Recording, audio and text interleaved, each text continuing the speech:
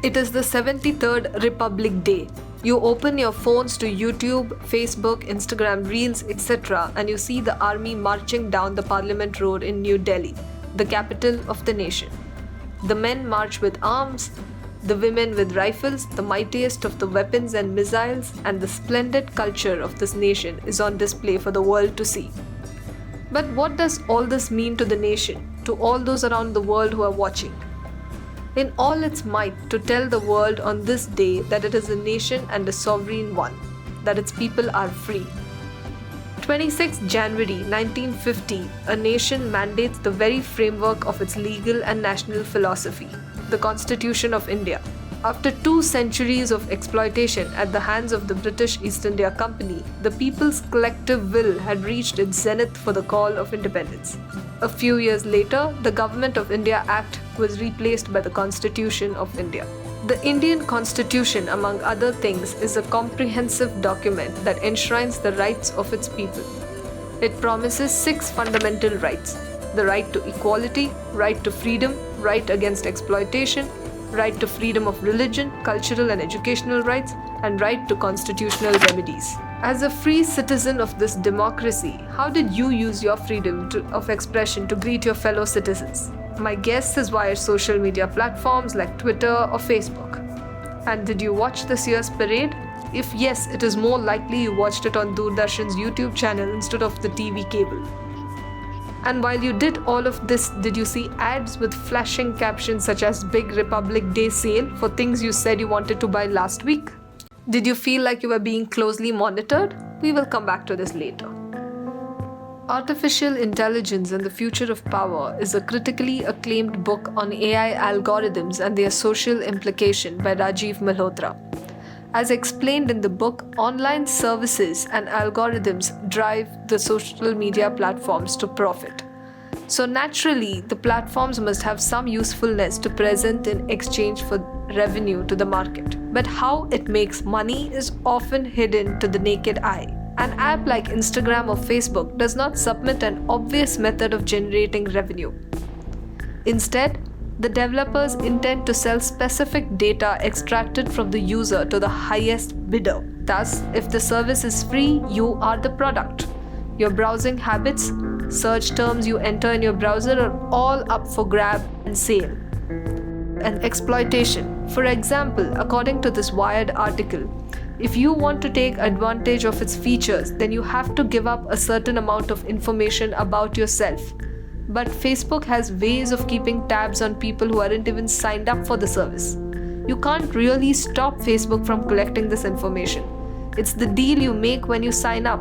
Facebook's reach also goes way beyond Facebook itself. It has partnerships with a whole host of marketing firms and ad networks, so that activities on other sites, including but not limited to logging into a third-party service with your Facebook account.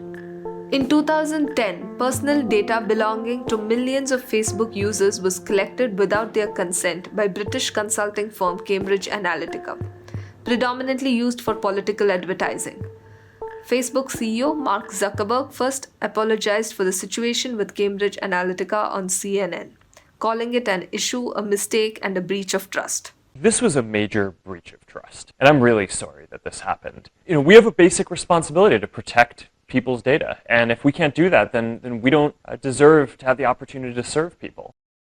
Furthermore, according to this India Today report, on August 3, 2018, the Central Bureau of Investigation was tasked with probing the case. The federal agency lodged a preliminary inquiry into the matter, and since then nothing much has been found by them. It was alleged by the CBI that data of Indians was stolen from the social media site in violation of privacy rights and that the data was transferred without the user's consent, which is illegal. CBI is also probing if the stolen data of lakhs of Indians was used by Cambridge Analytica to influence voters towards a particular party. So coming back to our first question, do you feel like you're being closely monitored? The fact is that you are being watched, even if you don't like it or are aware of it. Here is a relevant quote from the book Artificial Intelligence and the Future of Power. Most people cannot grasp the end-to-end implications of their social media activities. Happy as simple mouse clicking activists, they are quite ignorant that they are giving up a fair amount of their agency. People voluntarily provide personal details about their lifestyle and choices, thus enabling the digital platforms to model and predict their behavior patterns. In return, the platforms give them a broad distribution channel to build their reputation and achieve celebrity status. So, how do we stand up to this breach of trust, online manipulation, and hoarding of people's personal information? Do we pass new laws in the parliament? Do we pass a data security bill? There have been 105 amendments in the Constitution of India up to October 2021. The first amendment was done in 1950. After that, the Constitution was amended 104 times. Is making more amendments the only option we have to protect our Constitution recognized rights from the big tech? Data is the new gold, and it's a gold rush in this age of information. Big tech's ability to access our data is not the biggest concern. The bigger picture is to analyze how they amass data and what they can do with it. The governments of India and Brazil demanded a report from Cambridge Analytica on how the breached data was used in political campaigning. In addition, various regional governments in the United States have lawsuits from citizens affected by the data breach in their court systems. But how much does that help? Here's another relevant quote from the book Artificial Intelligence and the Future of Power. Big data on all kinds of transactions and personal messages from millions of users is the most powerful weapon in the AI revolution. Facebook's appropriation of it is a case of blatant digital colonization that will further embolden all the social media giants in their aggressive interventions into India. But how much power does big tech hold? This comes into question with Twitter deplatforming the 45th president of the United States of America, but allowing the likes of the Taliban to continue to operate. Following Trump's Twitter ban, the Polish government wants to protect posts that do not break the national laws. Algorithms or the owners of corporate giants should not decide which views are right and which are not, wrote the Polish Prime Minister. Now, let's talk about the digital world. Do you feel India is running the risk of becoming a digital colony in the sense that Google controls a certain platform, Facebook controls a platform, then Microsoft has the operating platform. So all the major technological platform on which we are running are generally US controlled. And now Amazon and Flipkart has been bought by Walmart. So the whole digital economy, where we know there's a huge future for us, we are the individual workers, but so it's like bricklayers laying bricks for somebody else's house. So at the end of laying bricks, I'm out of work, I have to find another client, but what I have built, I don't own any equity. I don't own a single brick that I've been working on. So we don't own the lines of code, we don't own the platforms, we're doing it for foreign shareholders. So the tech revolution supplying tech labor has helped bring a lot of talent to the country, educate our people, and bring some cash flow and money, which is all good. But the equity and the ownership of these platforms has been in the hands of foreign entities. While China did not allow these foreign people for a while, for quite a long time, and so instead of Google and Facebook, they had their own Alibaba and their own very massive organizations.